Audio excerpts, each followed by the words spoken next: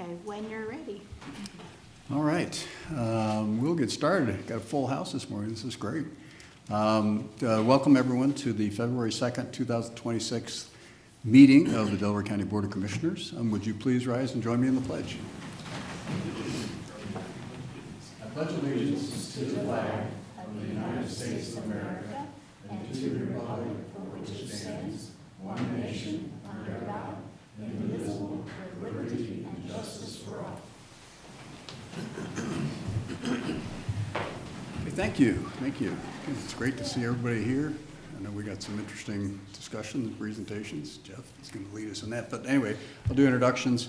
Right, as Vice President this year, Commissioner Gary Merrill. I'm President this year, Jeff Benton. Tracy Davies, our Administrator. Eric Hostetler, our Deputy Administrator. And Dawn is not here.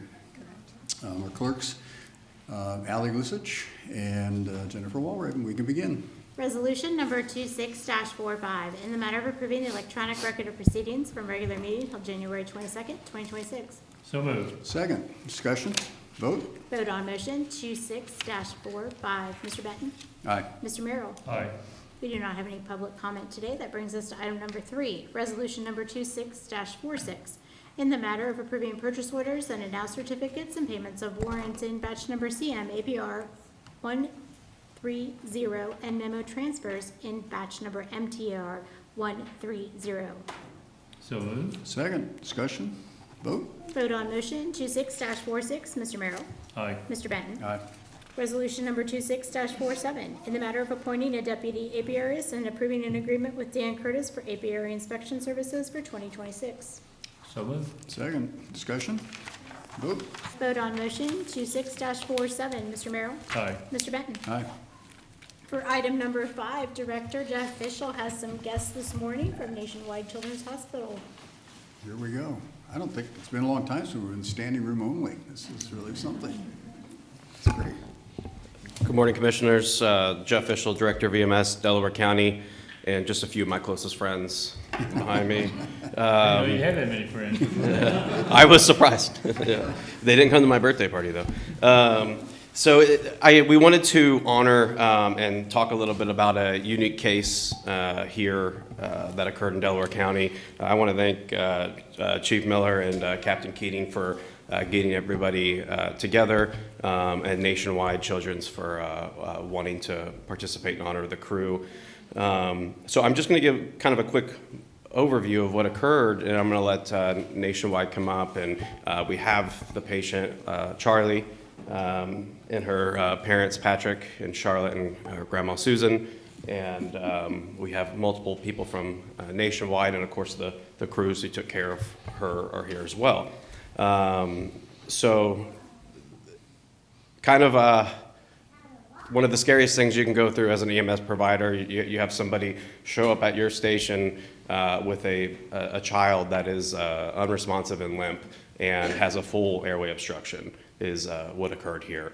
The crews did an amazing job. They worked to help clear the airway obstruction and be able to oxygenate the patient, and got her down to Children's Lewis Center, and had a fantastic outcome afterwards. And I'm going to allow for the crews, the family, and Nationwide to speak on this further. But very, very proud of the crews. Like I said, it's one of the scariest things you could ever go through as an EMS provider. You have no time to prepare when somebody shows up like that and is panicked and makes you a little panicked. And so fantastic job to you all. And Nick Baird from Nationwide, if you wanted to come up and say a few words. Yeah, so again, I'm Nick Baird from Nationwide Children's Hospital EMS Outreach. Again, they were presented this patient that they had no time to prepare, and their actions demonstrated exceptional clinical skills, communication with our emergency departments, and so they were nominated by 2 of our nurses, one that worked at Lewiston Emergency Department and one that worked for our transport team that also cared for the patient. And they both cared for this patient. And today we're joined by our leadership from Emergency Services, our Lewiston Emergency Department, multiple nurses that also cared for the patient. And so we wanted to present and recognize that team. Callie Stewart Griffin Thompson, Matthew Brandt, Lieutenant Jess Picari, and Captain Tim Davis. And we wanted to thank them for their dedication, their skills, their communication, and their commitment to caring for these most vulnerable patients. So we wanted to emphasize the strong partnership between EMS and our emergency department. We work as one team, and that extends out to our first responders. So thank you guys. We have some awards here for you guys and present you guys with some challenge points.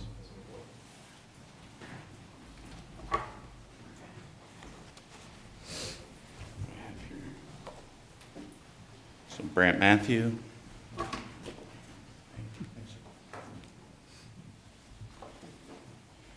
Callie Stewart. Thank you.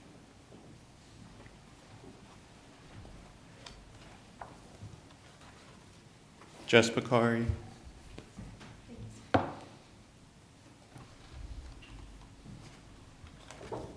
And Griffin Thompson. Great job, guys.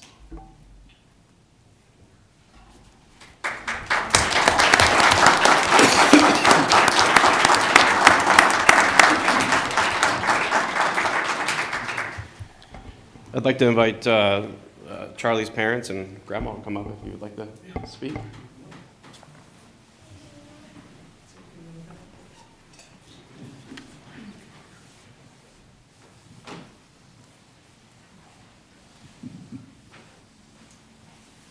If you want to, you're taller than I am. I've never had to raise it. How do I do it? That's fun. Yeah, if you just want to say your name and speak into the microphone. Yeah, so my name's Patrick Parsons, obviously Charlie's dad. My wife Courtney's here with me, and my mom's here as well. And just can't thank you guys enough. From the bottom of our hearts, that was the scariest thing we've ever gone through, and can't thank you enough. Saved our little girl. Yeah, thank you guys. You guys were incredible. My mom said, second she got there, you guys just jumped right in and took things over, and if it weren't for you guys, she wouldn't be here. So, thank you. Yes, thank you very much. It's amazing what you guys do and how composed you can be, and just we really, really are so fortunate to have you in that position. Thank you. Charlie, what do you say? They think they heard you. Good job. You want to stay on the microphone? Me and Charlie and Boston. Thank you very much. Thank you. Good job. No, you guys were awesome. Thank you so much. Thank you. Thank you so much. It may have been said, I may have missed it. Which location was it? Sunbury. Sunbury. Yeah. Yep. Yes, it's heartwarming. It's, Oh, my gosh. Yeah. the beautiful young lady, she was waving at everybody before the meeting started. She's obviously very outgoing and quite a young lady. And these are the kind of moments that you really cherish. And every one of you that were involved and people behind the scenes that helped prepare you for that situation. Yep. Thank all of you for what you did. And God bless all of you. Yeah. Yeah. Our EMS team is the best in the state. A few years ago, we had the best in the country award. And that is great, but it pales in comparison to saving a little girl's life. I mean, and so, I can't say a whole lot Yeah, more. you're almost speechless. Did Yeah. the mom or grandmother want to say something? Or? That's enough. I mean, the only thing I we can gotta say get- is thank we gotta you. get a photo. Yeah, would you like to get a picture? Let's get a photo. With everybody? Jeff, you want to come up? Jeremy? Glenn? And whoever else? Let's get a picture.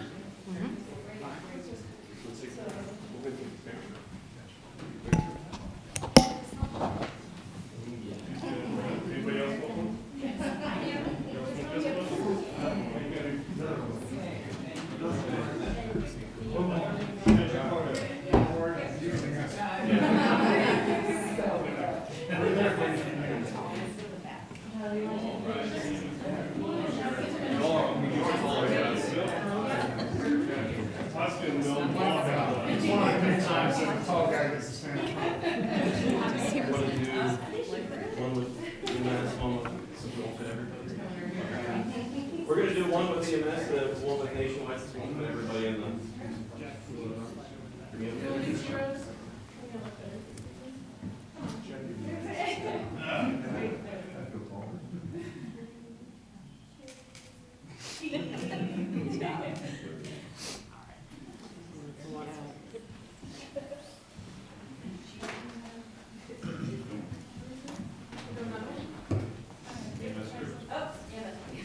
Once you get over by the.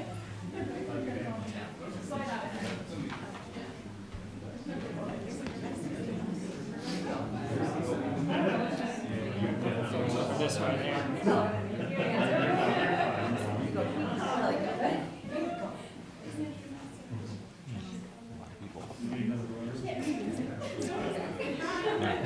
If we can fill in the front a little bit.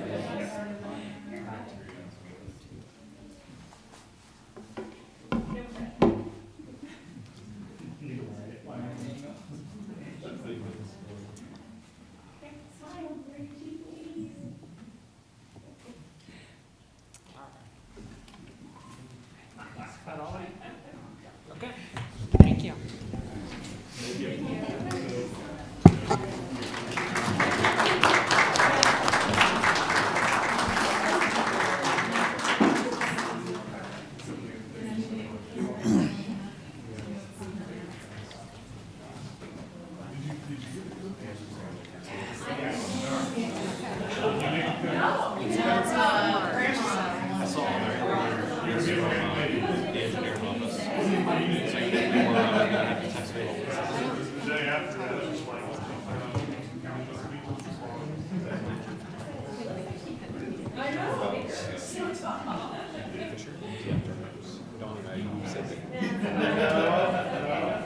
Not yet, anyway.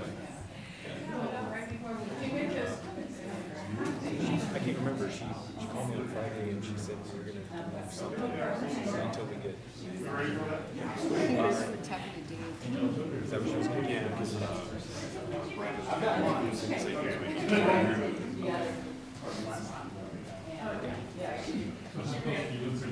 That's right. She called me. She said that.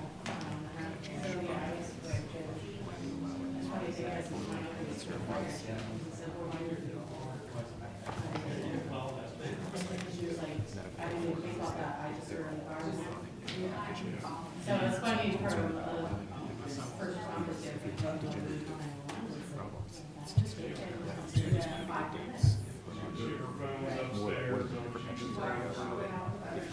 No shoes, yeah, no shoes, no phones, because That's right. I knew I talked about it, but I couldn't remember what. I'm thinking my grandma's now. Yeah. This was awesome too. Yeah, this was really nice. We have a great EMS and this is one of the good ones. Very phenomenal. Yeah. Yeah. Yeah, when something just fell out of your hands like that, you know, I mean, you just, thank goodness we had bright people in place. Right. Thank goodness. You start thinking about the lid out front, or what, you know, it's just like, goodness, it happened, whatever it is. Have an opportunity to talk about something. God bless all of you. Take care, Mom and Dad. Okay, you ready? Will you do that? Yeah. No. Thank you. Thank you. Okay, well, we'll go with our friends. We can get something. My mom is so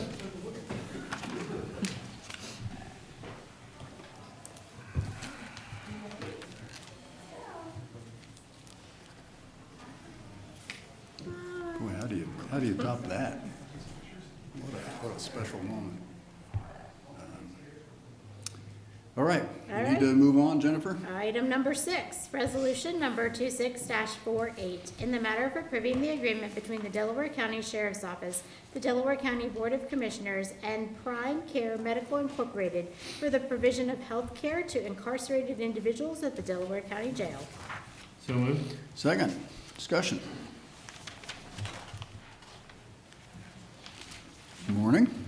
Morning, Commissioners. Nick Carifa, Jail Director. Sheriff Balzer with me, and Programs Director Cassie. We know Cassie. Yeah. We all know Cassie. We released a RFP earlier last, I believe, August, September, with the proposals being due October 31st. Through our evaluation process, we have selected Prime Care as one of the 3 solicitors that came in to submit bids, and can answer any questions that you guys may have about this new contract. I do not. I'm just happy to be here because that was so beautiful. Yeah, wasn't that so? Oh, my gosh. This is a big deal. Just every time we go out to contract for the medical services, as you've seen for the county, the cost for medical care goes up every year. And it's certainly the same thing for those in our care over at the jail. So we go out to bid to see if we can get the best deal we can. The company that has been selected, I believe we're going to be the first one in Ohio. Yeah. We're kind of a leader in the corrections area in Ohio. This is a company that's done very well in Maryland, Pennsylvania, and some other states. I know that Director Cariff has spoken with their leadership teams at these jails that they currently are in. They had very positive comments. So we're looking forward to teaming with this company. Again, it's a big expense. We realize that. But that's part of the responsibility we have when people come into our care. A lot of times people come into the jail, they haven't had medical care for a long time. And there are things that become critical once they're in our custody, and we have to address those. So we make sure that we've got the proper staff in place. I do truly believe that the steps we've taken over the last several years with support of the Board of the Commissioners to have a registered nurse on duty at all times out at the jail has really helped us. Some of the situations now can be addressed quickly by the staff there. I cringe to think back probably 15 years ago when we had corrections officers giving out medication and things overnight. Other than 40 hours during the week, we had no medical staff on board. So it's been a big change, but I think it's been a positive change.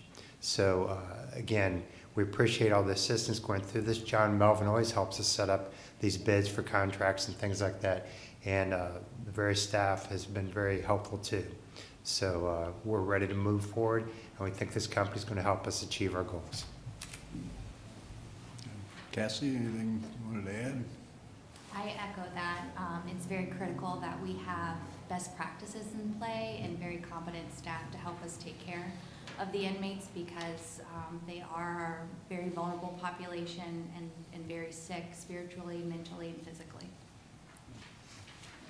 Okay. Commissioner Merrill? Could you describe the bidding process, the number of bidders, and I know this. You said it very well, Sheriff. That this is a big expense. I mean, it's $2 million roughly, and that's a lot of money for healthcare. But we have to do it. I know Commissioner Merrill's been vocal in the past about why do the counties and local jurisdictions have to provide that health care. There ought to be some federal or at least state support to help with that expense. But it is where it is now. So if you could just kind of walk through the bidding process and how you selected this company. Yep. So initially we developed our RFP and kind of outlined a lot of the things that we've been doing, the things that we're required to do by our state statute, and then as we're moving forward towards medical accreditation as well, looking at a lot of those best practices when it comes to mental health care. We have, with Cassie's help, a pretty robust Medicaid-assisted treatment program as well.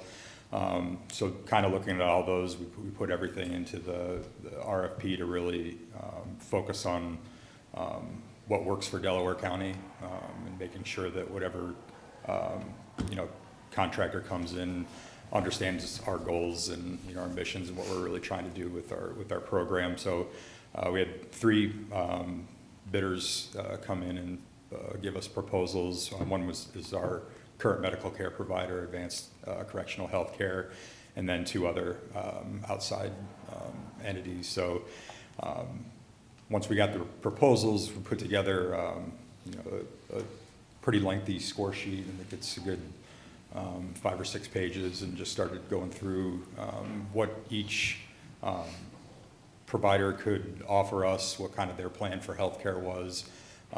We have them all come in. If you want to put in a bid, you have to come take a tour of the facility and kind of meet us. We have some small meetings about what we want to see, what their capabilities are, how they're structured, and start really looking at like their histories and talking to some of the other agencies that utilize them for their services similar to us. For prime care specifically, one of our goals is accreditation. I believe they had out of their contracts 47 NCCHC accredited facilities that they oversee. We look at ACH, they only had a small handful. So we looked at that as kind of a positive. They have a proven track record of being able to help obtain a lot of those accreditation standards.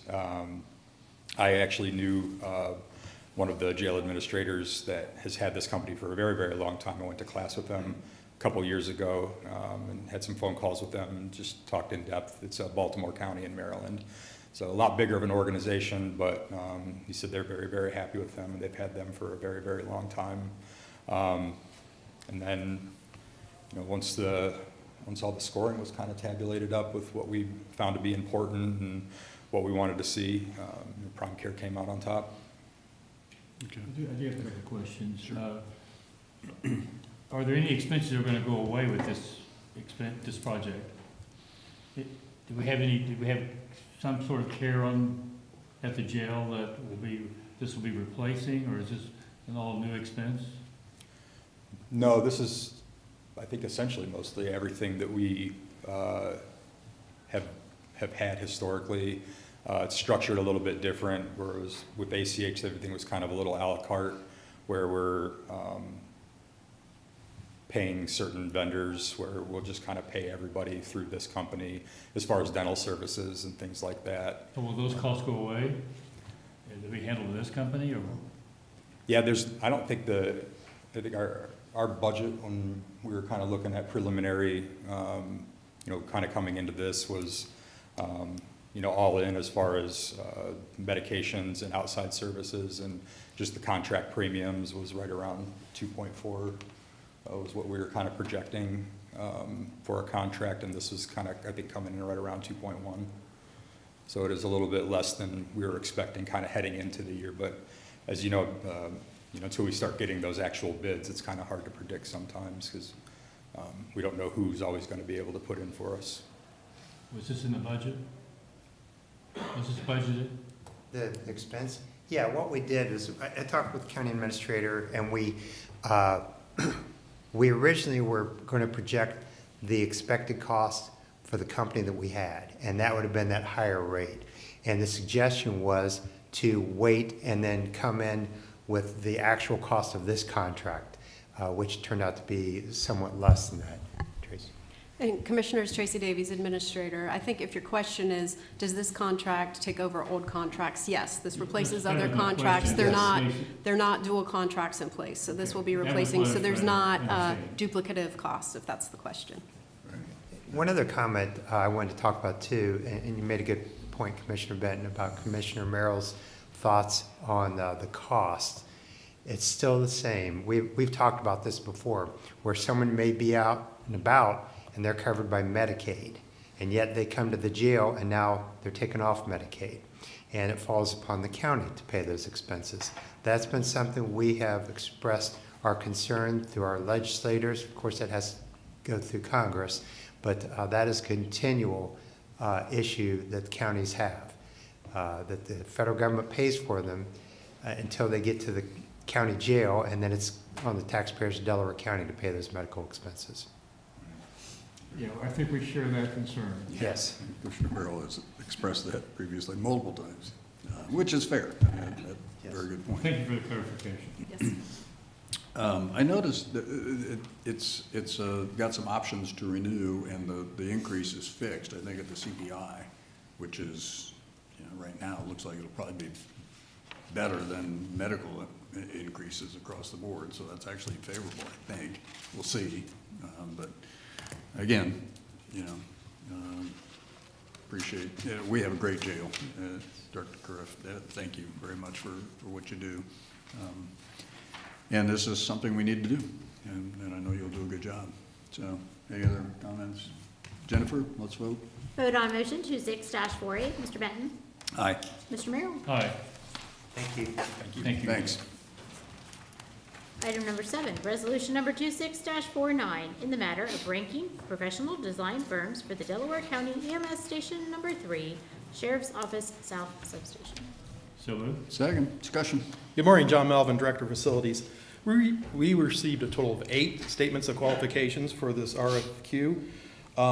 The Evaluation Committee of Director Fischel with the EMS, Chief Deputy John Scout, and myself reviewed those, ranked them, shortlisted 3 firms, which we conducted interviews with, and to come up with the final ranking of K2M Design, number 1, DLZ Architecture 2, and App Architecture, number 3. All 3 of these firms were outstanding. Very good firms. Our task was to rank them 1, 2, 3, and that was our final ranking and recommendation to the board. Okay. What's the timing of the work to be done and submitted? Well, the next step will be needing to negotiate a contract with the highest ranked firm. We'll come back with you in 3 to 4 weeks, probably, once we negotiate everything out. And we don't have a set time schedule with them. We obviously expressed, given the current locations of both these facilities, EMS Station Number 3 and the South Side Station, we want to keep work going expeditiously as possible. Right. Okay. Questions, comments? Vote, Jennifer? Vote on motion 26-49, Mr. Merrill. Aye. Mr. Benton. Aye. Resolution number 26-50, in the matter of approving the DKMM County Recycling and Litter Prevention Office Program Final Status Report for 2025. So moved. Second, discussion. Jennifer Way Young, Keep Delaware County Beautiful, Delaware Public Health. Just wanted to update you on some year-end numbers that we had. Our by-appointment special waste drop-offs for household hazardous waste was just around 8.5 tons of material collected. That's the one that we do by appointment at the old part of the transfer station. We also collected almost 6 tons of electronics there as well. We had at the fairgrounds a residential passenger tire drop-off and collected 22 tons of tires from our residents, which was amazing. I wasn't expecting it to be that large again this past year. I also participated in the DKMM Ag Tire Drop-Off up in Morrow County, where we collected 21.6 tons of tires, so getting those tires out. I partnered with Delaware City Public Utilities. We held the Olentangy River cleanup with 36 volunteers, 1,500 pounds of trash. And in July through September, we collected, we had another litter cleanups with 576 volunteers, and they collected about 3 tons of trash through the second half of the year. We heard from Price Farms Organics. The compost bucket drop-off program for 2025 collected 39,600 pounds of food scraps. They estimate it was about 2,500 bucket drops of food scrap, which is just flooring me. I can't believe it. I spent some time at fire station open houses with tables, passing out recycling information and talking to our residents. I was at the Berlin Township Touch-A-Truck, the Repair Cafe, and other events.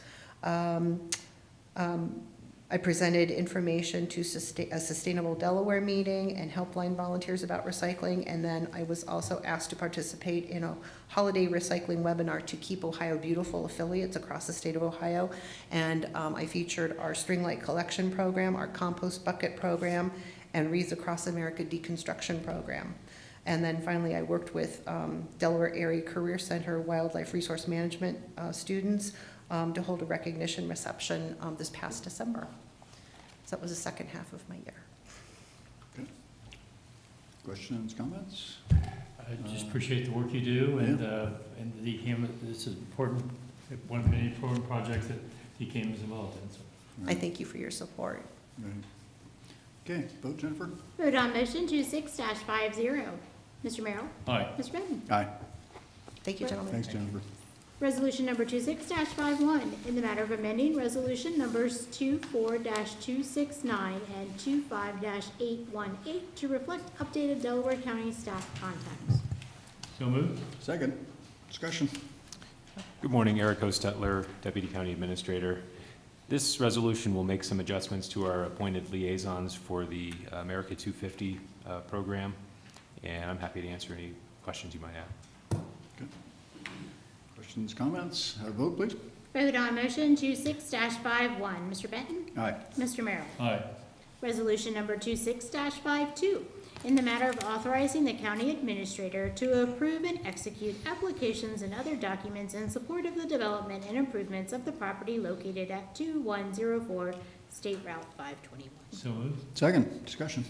And this resolution is needed to facilitate some filings with the City of Delaware as a part of the social services building project. Okay. Vote, please. Vote on motion 26-52. Mr. Merrill? Aye. Mr. Benton? Aye. Resolution number 26-53, in the matter of approving engagement letters and appendices thereto between the Delaware County Board of Commissioners and Baker Tilly Municipal Advisors LLC for the refunding of the Series 2015 and 2016 bonds. So moved. Second. Discussion. Thanks, Commissioners. Justin Navi, Director of Finance. Again, this request would authorize an engagement with Baker Tilly for municipal advisory services, and this pertains to the refunding of the Series 2015 and 2016 bonds. The bonds were originally issued for the construction of Sawmill Parkway as well as the new courthouse. Right now, the estimated savings for this refunding are about $1.83 million, and the estimated cost for the engagement with Baker Tilly is $85,000. Comments? Questions? Yeah, this is just a great thing for the taxpayers of Delaware County. I mean, we're going to save $1.8 million. I know, subject to final rate at closing. But again, thank you, Justin, for your initiative to do this. Your team, I know Baker Tilly and others have been involved in this, and again, it's just a really good thing. You know, so thank you, and thank the whole team. Sure, thanks. I just like to, I think the county, the commissioners, and the county administration, we take indebtedness in our county very seriously. This is one way that we show the savings, and we don't borrow lightly, and whenever we have an opportunity to save, we take advantage of it, so thank you. Sure. And Baker Tilly will do a nice job. I know we've worked with them in the past, so I'm sure they'll do great, and Justin will continue to drive this project. So again, thank you, and thank everyone involved. Vote, please, Jennifer. Vote on motion 26-53. Mr. Merrill? Aye. Mr. Benton? Aye. Great, thank you. Resolution number 26-54, in the matter of approving an assignment and assumption agreement with Corduroy RD LLP. So moved. Second. Discussion. Good morning, Jonathan Cabot, Economic Development Coordinator. This is part of a CRA agreement. It's the only active one that the county has in Orange Township. It was originally executed by HIDEV 2 in 2017. They sold off a bunch of the parcels and a lot of them developed. This one in particular was sold to Electric Connection. They didn't end up building anything, and then they sold it to Corduroy Road LLC, which ended up being Columbus Granite. And that building was just completed last year, and the CRA was activated. This agreement is just to, the burden of compliance is on them now instead of Electric Connection, the prior owner. Yeah, it'll be 15-year abatement. First 10 years are 50%, and then it ramps down 40, 30, the remaining 5 years. Yeah. So it's just assigning the benefits of the previous owners to the new owner. Yeah, and all of the responsibility that comes with the CRA. And responsibilities to report and provide employment and so on. Vote, Jennifer? Vote on motion 26-54. Mr. Benton? Aye. Mr. Merrill? Aye. Thank you. Thanks, John. Resolution number 26-55, in the matter of authorizing the use of a procurement card for a specific expense not designated and above the limits established by the procurement card policy. So moved. Second. Discussion. Good morning, Brad Gewins, Administrative Services. We're just requesting the use of the P card to pay the Bureau of Workers' Compensation premium and asking for an increase in that limit. Okay. Questions, comments? Vote, please. Vote on motion 26-55. Mr. Merrill? Aye. Mr. Benton? Aye. Thank you. Thanks, Brad. Resolution number 26-56, in the matter of awarding a bid and approving a contract between the Delaware County Commissioners and Shelley and Company for the project known as Del CR 123-0.00 Hyatt's Road and South Section Line Road Roundabout Project. So moved. Second. Rob, Morning. you're going to have a lot to talk about this morning. I do. Lot on the I'm clearing my agenda. throat and getting ready for all this. Good morning again. Rob Riley, Chief Deputy Engineer. Starting with this project, you'll recall that we are proposing to build a single-lane roundabout at Hyatt's Road and Section Line Road. We received 8 bids for this contract. The low bid was from the Shelley Company. Their bid was about 12% under the engineer's estimate, and we'll also be receiving about a $500,000 grant through the Ohio Public Works Commission towards this project. So good news all around on this. Work is scheduled to start this summer. It'll take about 2 months start to finish, during which time the intersection will be closed, but we'll do our best to get that work done as quickly as possible. Okay. Any other questions, comments? Vote, Jennifer? Vote on motion 26-56. Mr. Merrill? Aye. Mr. Benton? Aye. Resolution number 26-57, in the matter of awarding bids for the engineering materials for 2026. So moved. Second. Discussion. Throughout the year, we use a number of different services, including tree clearing, curb and sidewalk repairs, guardrail repair, and various drainage maintenance activities. And we have solicited unit prices for those different activities, received a number of bids for each category. We are asking, as we have in years past, to make non-exclusive awards to the responsive bidders. We will first go to the lowest bidder for each particular purchase order for that work that we need done, set the schedule, set the total cost for that, and issue that purchase order. Okay. Questions, comments? Vote, please. Vote on motion 26-57. Mr. Benton? Aye. Mr. Merrill? Aye. Resolution number 26-58, in the matter of approving a professional services agreement with E.P. Ferris and Associates Incorporated for the project known as Del CR 009-08.11 So Liberty and Bunty Station Road intersection. So moved. Second. Thought you were dead. Turn page. Discussion. This is a new project that we are proposing at the intersection of Liberty and Bunty Station Road. We are proposing a single-lane roundabout for this intersection. As you know, Olentangy Local Schools has their 5th high school planned for a site just west of this location, west of Sawmill Parkway on Bunty Station Road. And so we do anticipate quite a bit of traffic increase in this area, not just for the school, but also just the overall growth in Liberty Township. We have undertaken a qualification-based selection process and selected the firm of E.P. Ferris and Associates. We've worked with E.P. Ferris a number of times in the past, and we're confident they'll do a good job. Current construction schedule for this project is 2030. So we've got about 4 years at least before we break ground on this job. Quite a bit of work to do with property owners, utility relocations, et cetera. Okay. Questions, comments? Vote, please. Vote on motion 26-58. Mr. Merrill? Aye. Mr. Benton? Aye.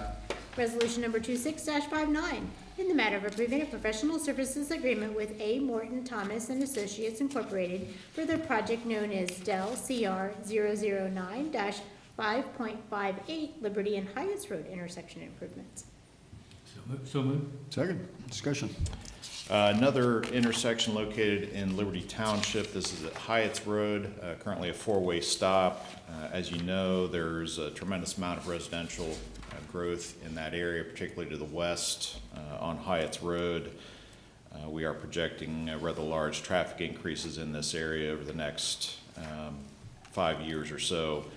AMT is a relatively new firm to the area, but we've worked with a number of their project staff that have come from different firms, and so we did rank them the highest in the qualification-based selection process and have negotiated a fee to design this roundabout. Again, this will be a probably 2030 or 2031 construction project. Okay. All right. Vote, please. Vote on motion 26-59. Mr. Merrill? Aye. Mr. Benton? Aye. Resolution number 26-60, in the matter of establishing the maintenance bond for Berlin Farms West Section 6 and Woodcrest Crossing Section 7. So moved. Second, discussion. The contractors have completed the required public street and stormwater improvements for each of these development sections. Berlin Farm West Section 6 includes 28 lots. This is off of Berlin Station Road and Rollison Pyatt Road. And then Woodcrest Crossing includes 44 lots off of Hyatt's Road. Okay. Vote, please. Vote on motion 26-60. Mr. Benton? Aye. Mr. Merrill? Aye. Resolution number 26-61, in the matter of approving the plats of subdivision for Dell Webb North Star Section 1 Phase C and courtyards at Evans Farm Section 1. So moved. Second, discussion. We have, as usual, a lot of development activity. The Del Webb North Star Section 1 Phase C includes 9 acres off of Wilson Road, east of North Galena Road in Kingston Township. And Courtyards at Evans Farm is an EPCON community located off of South Old State Road in Orange Township as part of Evans Farm. Plats have been reviewed and approved by all the required county agencies. All right, vote, please. Vote on motion 26-61. Mr. Merrill? Aye. Mr. Benton? Aye. Resolution number 26-62, in the matter of approving the drainage maintenance petition and ditch maintenance assessment for Hidden Creek Section 2. So moved. Second, discussion. Hidden Creek is located off of 3Bs and K, just south of Cheshire Road in Berkshire Township. This will place that drainage system on the county's maintenance program. Okay. Vote, please, Jennifer. Vote on motion 26-62. Mr. Merrill? Aye. Mr. Benton? Aye. Resolution number 26-63, in the matter of approving the drainage maintenance petition and ditch maintenance assessment for the courtyards at Big Walnut, Section 1. So moved. Second, discussion. The Courtyards at Courtyards at Big Walnut. This is another EPCON community located in Genoa Township off of Big Walnut Road. And again, this action will place that storm sewer system on the county's program. All right. Vote, please, Jennifer. Vote on motion 26-63. Mr. Benton? Aye. Mr. Merrill? Aye. Resolution number 26-64, in the matter of approving right-of-way work permit summary sheets. So moved. Second, discussion. 24 utility permits for you today. These are all we call routine permits and recommending approval. Okay, a lot of activity. Yes. Vote, Jennifer, please. Vote on motion 26-64. Mr. Merrill? Aye. Mr. Benton? Aye. Resolution number 26-65, in the matter of approving plans, specifications, estimate, and setting the bid date for Dell 2026 culvert supply contract. So moved. Second, discussion.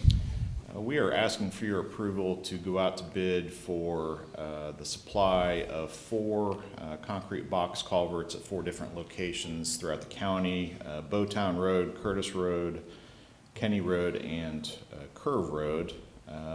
These will be force account projects that are built by our own in-house crews. These types of projects are really right in the wheelhouse for our bridge crew. These types of projects go very quickly and efficiently. Basically, this contract includes fabrication of the precast culverts and delivery. The contractor will bring them in, set them in place. Our crews will do all the excavation, backfilling, all the site work, and we end up saving quite a bit of money doing the work this way. So we will be working on these 4 locations throughout this year, starting in the spring as soon as the weather breaks and going into the fall. Good. All right. Questions, comments? Vote, please. Vote on motion 26-65. Mr. Merrill? Aye. Mr. Benton? Aye.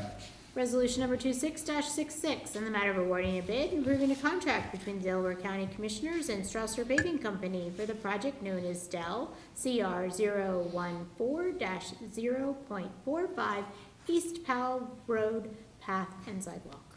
So moved. Second, discussion.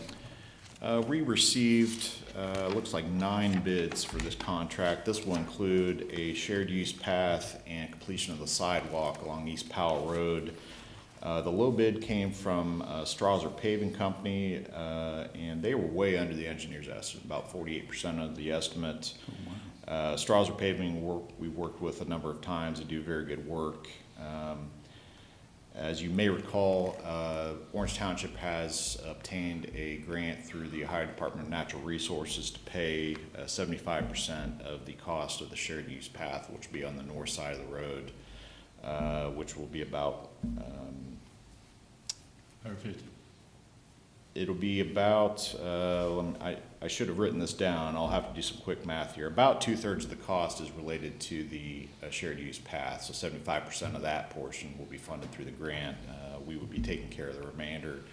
This is consistent with generally the way we have done projects of this type and magnitude, where we have established subdivisions along a corridor like this, where a lot of potential users will be making use of the sidewalks and shared use paths. So I think this is a good project. Very, very glad to see the bids come in so low. Where along Powell Road is this? This will go all the way from Old State Road to Lyra Drive. So it's about a mile worth of path on the north side, and then we have about 6/10 of a mile filling in gaps on the sidewalk on the south side as well. Okay. All right, vote. Any questions or comments? Vote, please. Vote on motion 26-66, Mr. Benton. Aye. Mr. Merrill. Aye. Resolution number 26-67, in the matter of awarding a bid and approving a contract between the Delaware County Commissioners and Shelley Company for the project known as Del CR 098-1.98 Peach Blow Road and Pyatt Road Roundabout. So moved. Second, discussion. So we received 8 bids for this contract. This will install a single-lane roundabout at Peach Blow and Pyatt Road in Berlin Township. I know you're aware there's a tremendous amount of growth in this area, particularly with Evans Farm, as well as areas to the north of Evans Farm. And also we have the relatively new Peach Blow Elementary School right adjacent to this intersection. Low bid was from the Shelley Company again. This bid came in about 15% under the engineer's estimate. So good news there. Work will be underway starting as soon as school is out, starting in June, and should be wrapped up by the time school starts in August. Okay. A lot of roundabouts on the agenda this morning. Yes. Just a question. Are we overestimating, or is the cost of construction coming down in some of these? I think it's, we have seen certainly a reduction in the amount of the inflation that we have been noticing over the last several years. That curve is starting to flatten a bit we saw upwards of 20% inflation year to year. Between 2022 and 2024. A lot of that was motivated, I think, by the post-COVID recovery, people getting back to work, a lot of work out there, but also material and energy costs. So much of what construction involves relies on diesel fuel, and we see diesel fuel as well as other fuels, those prices come down, and so that has a dramatic effect on the prices we're seeing. Yeah, I think that's good. I noticed the same trend. It does seem like costs have stabilized and come down some. Jennifer? Vote on motion 26-67. Mr. Merrill. Aye. Mr. Benton. Aye. If I could, I just wanted to, before I leave the stage here, I wanted to take a quick moment and recognize our snow fighters at the engineer's office. They're a group of guys and gals that don't ask for much recognition, but I did want to publicly recognize them anyway for the work that they've done over the last week or so. The storm we got just over a week ago is, I would say, one we don't see every year. We might see a storm like that every 2 or 3 or 4 years where we get so much snowfall accumulation, but the guys and gals that we have on our staff take a lot of pride in getting the roads open and passable as quickly as possible. A big part of their work, frankly, the efficiency in which we can do our work is thanks to your board and the facilities that we have available to us, the vehicle storage barn, being able to run engine block heaters, get our trucks up and running quickly, not having them sit in an uninsulated garage for an hour warming up. So that's there's a lot to be thankful for. I'm personally thankful for the dedication of our employees and being able to come in, work 12, 14, 16 hours at a time during some really cold weather. So I wanted to mention that. Yeah. Well, number one on my list, Yeah. great job cleaning roads. I had the So same I'm going thing to go ahead on and mine. elaborate now, if I may. I think the county did a great job, but I also want to commend the townships, Liberty where I live, Great. did a great job cleaning the roads, and Orange. Delaware Township where I come into the city. So all the roads I happened to travel during that time were, I thought, in exceptional state, including the state, the state highways as well. I think they all should be commended, and of course, the county is at the top of the list. Yeah, I was gonna mention it as well, you know, the townships, the cities, the villages, the county just did a great job. I mean, this was a record snowfall, it was huge, and they really did a nice job. And also, I was gonna mention it, John took off, but our facilities department really did a nice job Yes. of getting the parking lots They and the did. buildings and sidewalks cleared. I mean, again, it was huge effort, so. Thank you. Thanks Some to warm everyone. weather to get rid of all this stuff. Yeah, it's supposed to be 40 next week, so maybe we'll melt an inch or two, before then. So, did we vote already, Jennifer? I'm sorry? Did we vote already on that one? We did vote on Rob's items. Now we Okay. can move on to Director Mack. Okay. Resolution number 26-68, in the matter of approving professional services agreement with DLZ Ohio Incorporated for on-call services. So moved. Second, discussion. Morning, Commissioners. Tiffany Mag, Director of Environmental Services. So this is an RFQ that we put out in December to shortlist to 3 qualified firms for construction inspection, materials testing, and some limited design services. You saw one of the contracts a couple weeks ago, or I think last week was the prime contract. So this is the second contract for DLZ. They've been doing great work for us for a few years now, so we want to continue with that service. This will be a $200,000 contract for 2026 and 2027. I know it's primarily on call, but do we use them regularly a lot? We do. DLZ does a lot of materials testing for us, which is concrete testing for all of our construction projects. So they do quite a bit of that. That's probably their biggest service. Also some rehab design on small projects where we find issues with sewers. They do a great job. Have some good staff that does the rehab design. So that's the majority of what we use DLZ for with this contract. All right, vote please. Vote on motion 26-68, Mr. Merrill. Aye. Mr. Benton. Aye. Resolution number 26-69, in the matter of certification of delinquent accounts to the county auditor for accounts to be assessed to payable year 2027 taxes. So moved. Second, discussion. So this quarter, we are certifying $169,052.52, which equates to 3.68% of our accounts. This is actually the lowest certification that we've had since 2018, which speaks volumes to the work that our administrative team is doing in trying to make calls and send emails to reduce those delinquencies. They also have really been pushing the auto payment options, which we have 33% of our customers currently on auto payments, which is pretty high. Yeah. So one more thing to mention for the delinquencies from 2024 that were certified in 2025, we collected 101.47% of those user fees. So we are made whole. It's just a matter of time. And I think it's good to make that statement, so it reassures people. Right. Thank you for that. Vote please. Vote on motion 26-69, Mr. Benton. Aye. Mr. Merrill. Aye. Next up, we have the monthly approval update. Great, thanks, Jennifer. I thought we had a little bit of a slower January, but there's 3 more items on here that weren't on here on Friday now, so they must have came in over the end of the day and through the weekend. So things aren't as slow as I thought they were. But anyway, so Howard Farms up at the top, this is a project by Homewood. They are just kind of progressing through sections 5, 6, and 7 with the plan approval here, 63 additional lots in this subdivision, or these sections.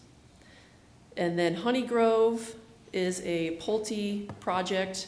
It's 54 units, but this is just an amendment to allow them to connect their model home. They're doing this with the Honey Grove project as well as the Evans Farm Arrowhead project, which is the next one.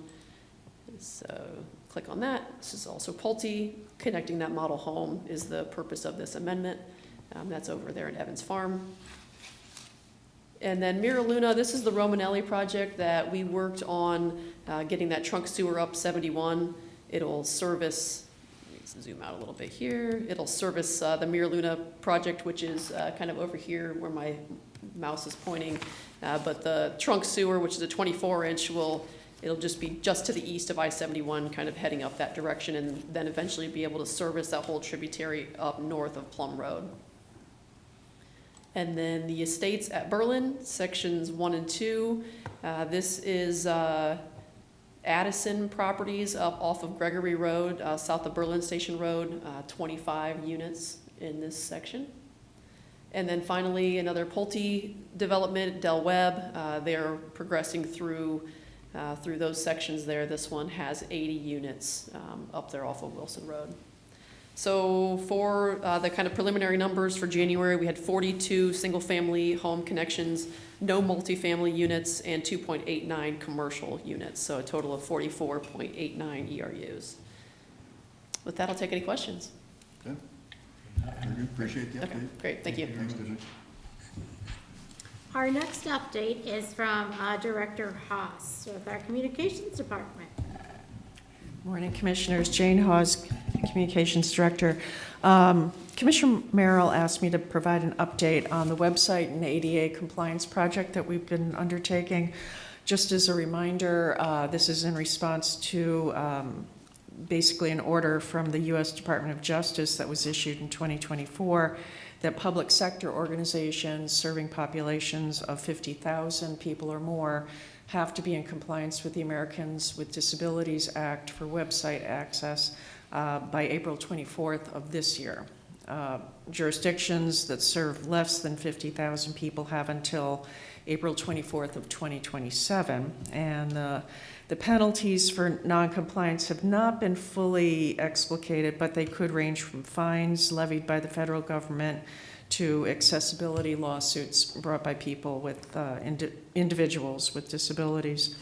As you may recall, we went through 2 rounds of RFPs in order to find a vendor whose pricing and work plan we felt was reasonable and suitable for us, and we went with Buckeye Innovation, a New Albany-based firm that previously worked with us in 2017 to 18 when we did our website redesign and relaunch. Currently, we are well on track to meet the deadline. They completed a full audit and assessment of the website in December, and then came up with what we call a remediation plan. And we learned that most of the compliance issues that they've identified do not have to be fixed manually or one by one. They can be automated with a system-wide, basically computer coding change. And so we're in the process right now. They set up a test website where we look at the changes. We're in the process right now of getting all of that looked at and approved, and then we're going to set a date to implement it. It's going to address, we estimate, about 90 to 95% of the issues that were identified. Our team here, which includes Ron Clayton and Jerry Walraven from IT and Eric Weitz and myself, have been reviewing and working with them on these changes. I'm guesstimating probably it's going to be in the next 2 weeks that we'll make this rollout of the changes. Quite honestly, when I look at the proposed changes to somebody without visual disabilities or challenges, you really don't notice it that much. Some of it's just sort of heightening the color contrast with text on a page or changing the colors so that it would be more apparent to somebody who has issues, or if they're using specialized equipment to access the website. So to somebody without visual impairment, it's not, I really don't see that it's going to be that noticeable, the changes. So once we complete this phase, the remaining changes will have to be handled on a manual basis, but again, I think we have plenty of time to do that. We're also preparing instructions for our people who serve as web administrators for their own department or offices' websites, so that going forward, if there are any changes they need to make and how they, upload documents or make any, add photos, things like that to their websites, they'll hopefully know how to do it correctly. And everybody's very supportive and very I'm sorry? The other websites, are everybody supportive of? Yeah, I think people are a little antsy and worried about, how, if the changes are going to impact anything. But we've been keeping them in the loop and trying to assure them that it's going to be okay. So, yeah. I think, the biggest things that were kind of a relief were our PDFs basically were okay. A lot of them are accessible. So we have not had to make wholesale changes to how the PDFs are created and stored on the website. I think the biggest change is going to be getting people to get into the mindset of adding the alt text, sort of like the embedded caption on photos, so that somebody who's using a screen reader, it would know to read the description of the image to them. So I think that will be probably the biggest change from our perspective. So that's where we're at. Buckeye's been very good to work with, very responsive. We do regular status meetings to go over what's happening. So, any questions? No, I just was curious. Our original estimates were Oh, $300,000, and we Yeah. raised concerns about that. Yeah, I believe this company's about $100,000. 100,000, yeah. So it's much more reasonable. Mm-hmm. And just was curious where we were, because we were approaching the deadline. So Yeah. I appreciate the update. Yeah, I think their familiarity with the site also has been hugely helpful. They're not having to learn everything from scratch in terms of what's there, but I've really appreciated their honesty and candor also in terms of what is necessary and what they have. This is what they do, so they have the experience to know. Okay. Very good. All Thanks, right. Jane. Thank you. Okay, Jennifer? That brings us to administrative report. Good morning, Commissioners. Tracy Davies, Administrator. Just to follow up on your comments regarding the weather event from last week.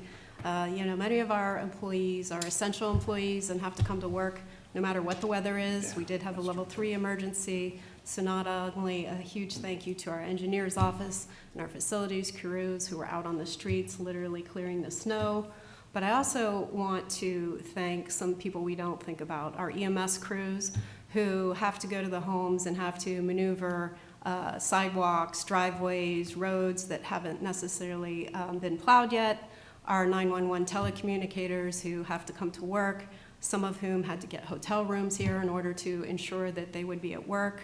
Also our regional sewer crews who have to make sure that our plants continue to operate, our sheriff's office, our deputies, our corrections officers, and their telecommunicators as well. So just wanted to generally thank everyone. Many of our employees worked remotely that day, but a large portion of our employees were essential and were actually in their offices or wherever their assignments may be. Thank you. Yeah, that's a good point. We do have a lot of essential workers providing essential services that have to continue. Correct. Despite a foot of snow. And when they get 911 call, somebody's got to answer, and of course, 911, when they send it out, they've got to be somebody to respond as well. So we're very fortunate to have people who really take the job very seriously. Yes. That's all I have. Commissioner Murray? Well, I have a list of 6 things. Number 1's already been taken care of during the road. So last week was a fairly busy week in spite of the weather. I had a CCO board meeting, OCCO hybrid meeting, which fortunately was virtual, so I didn't have to drive downtown to Columbus for that one. I met with the Historical Society. I thought we had a good meeting, and the comments I got back were very positive, and gave them some observations that hopefully will be a benefit to them. Regional planning was Thursday night. We had a good meeting, and lastly, this email came to me, and I'm assuming to the other commissioners as well, from Amber Prine, and it says, "Dear Commissioner, I'm not sure this message is going to the correct person or not, but my hope is that it can find the correct person if it is not you. I wanted to reach out and sincerely thank you and all the person group that worked to get the grant for fiber internet in Delaware County. As an educator and parent who has lived and taught through COVID without fiber or any fast internet, I'm extremely grateful to have been able to finally sign up for Consolidated Fiber this past week. After COVID, our world community continued to rely heavily on the internet and my home just happened to fall in a very dead zone for any good connection.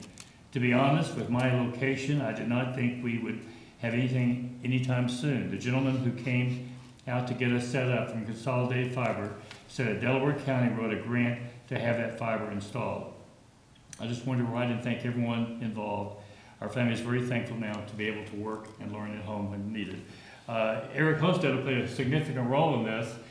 He was there, but he's no longer in sitting. I just want to thank him for the work he has done on this to make this possible. And I believe it's ARPA dollars that we used to make this happen. And we tried to use those dollars in a way that benefited communities, and I think we did over other projects as well. I think we did an excellent job, and this is a great example of, it's always great to get a letter that says, thank you for a job well done. And I wish Eric was here so I could personally say thank you, but that's all I have. Yeah, it isn't finished yet. There's No. still a lot of more homes to get to, but that's a great, I did get that email. It's really nice to have it so localized and impact. Just a couple other things. SEPCO board meeting had that Friday, 3-hour board meeting. That was a long one. So a couple interesting topics that took a lot of discussion.